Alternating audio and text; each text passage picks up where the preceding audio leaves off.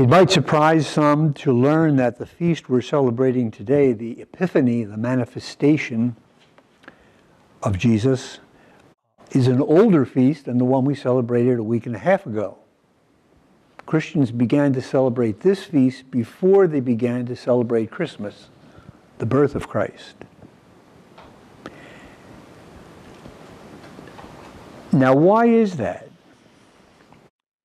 If you listen to the Gospel of Christmas Day, Jesus was announced by the angels to the shepherds. And the shepherds were overjoyed because their Messiah had come. They were Jewish shepherds. And the angel said, the Messiah has been born in Bethlehem. So I'm sure they went back to their fields really all on a high, because finally we're being vindicated and the Messiah is here. The Feast of Christmas in reality tells us what God has done. He has come into his world, into his own creation, as one of his own creatures. But the Feast of the Epiphany tells us for whom God has done this. If we only had the shepherds, we would think, well, it's strictly a Jewish experience. But Matthew's Gospel informs us that it's for everybody. Nobody is excluded from what God has done, unless they choose to be excluded, of course. The kings, and it doesn't say there's three of them, it just says the kings from the east, from Saudi Arabia, Iran, Iraq, Pakistan, Afghanistan. That's the east when you're living in Jerusalem. All these foreigners came to be told and to experience the coming of God among human beings. And that's why this feast is even more important than the Feast of Christmas, because it opens our mind to what God is trying to do and prevents us from falling into that parochialism that we Christians have so often fallen into, the us and them mentality, which has worked havoc in the history of our church and is still working havoc in the world in many other places today, because people see their own appreciation of God, their own understanding of God as the definitive one.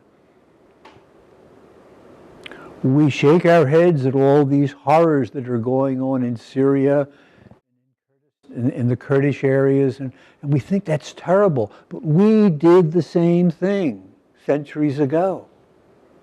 We forced people to convert. It's history. It's not fiction. So this feast is extremely important for us because every human being is loved by God and called back to God. We're all on a journey. We're all fellow travelers. We may have different roadmaps, but the roadmaps that we have are not something we can brag of because they were given to us. Jesus said to us, I am the way. We believe that Jesus is the way for everyone. And that's why we feel so privileged to know it. But apparently some people don't know it. And why that is, that's the mind of God. Don't try to fathom that. Try to share your map, share your gift. But we cannot put down or exclude anyone because they don't follow the same map that we do.